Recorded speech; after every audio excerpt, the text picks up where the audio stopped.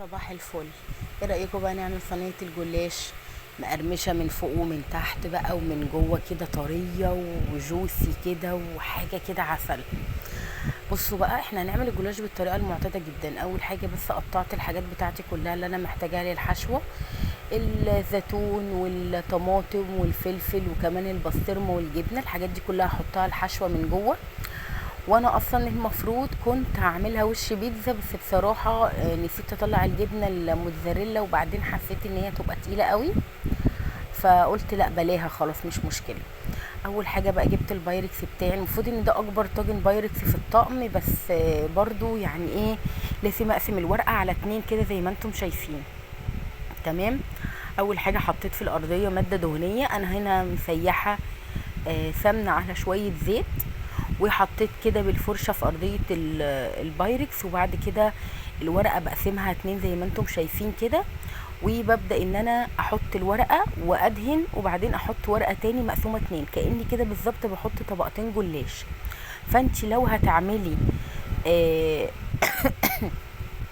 صينيه جلاش في صينيه قد الورقه بالظبط، ما بين كل ورقتين هتحطي دهنه سمنه زبده اللي انت عايزاه. تمام، علشان بس ما تبقاش دسمه قوي وتبقى كلها سمنه. هنا بقى حطيت نص الصينيه او نص ورقه الجلاش اللي معايا، وبعد كده بقى هكمل نص الورقه التاني بنفس الطريقه برضو. هتني الورقه 2، وبرضو ما بين كل واحده وواحده هدهن دهنه من الماده الدهنيه اللي معايا.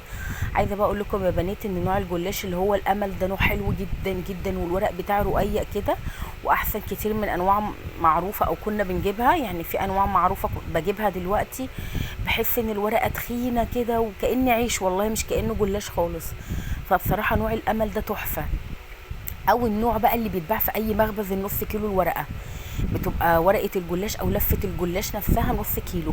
عايزه اقول لكم الحاجات دي بتبقى افضل 100 مره والله العظيم من الجلاش اللي ليه اسم او نوع معين كنا بنجيبه، لان فعلا بقى وحش جدا. يعني اخر مره جايباه عجين باكل الجلاش عجينه خالص، فما بقتش احبه بتاتا يعني. هنا بقى اخر ورقه هعمل تركايه كده، هشيل الورق كده بطرف سكينه وهدخل الورقه دي من تحتهم بحيث ان هي تقفل على ورق الجلاش كله والحشوه ما تخرجش من بره. الحركه دي حلوه جدا وبتخلي الجلاش كله محكوم كده، ولما كمان تيجي تقطعيه الحشوه ما تخرجش من بره الاطراف بتاعه الجلاش. بس بصوا بقى هنا بوريكم شكله عامل ازاي، تحفه. عايزه اقول لكم تاكليها نيه والله.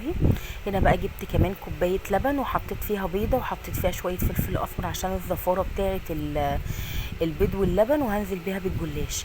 بصوا يا بنات هتلاقوا كده جنب الجلاش في الاخر كام قطعه كنتاكي او يعني الفراخ اللي هي المقرمشه دي. عايزه اقول لكم الطريقه دي شفتها فيديو، طريقه جديده كده مختلفه خالص عن اللي بنحطها في سائل وبعد كده بنرجع نحطها تاني في الدقيق. جربتها كده في كام جناح كانوا عندي، كنت جايبه فراخ وخليت كام واحد كده، جربت الطريقه دي.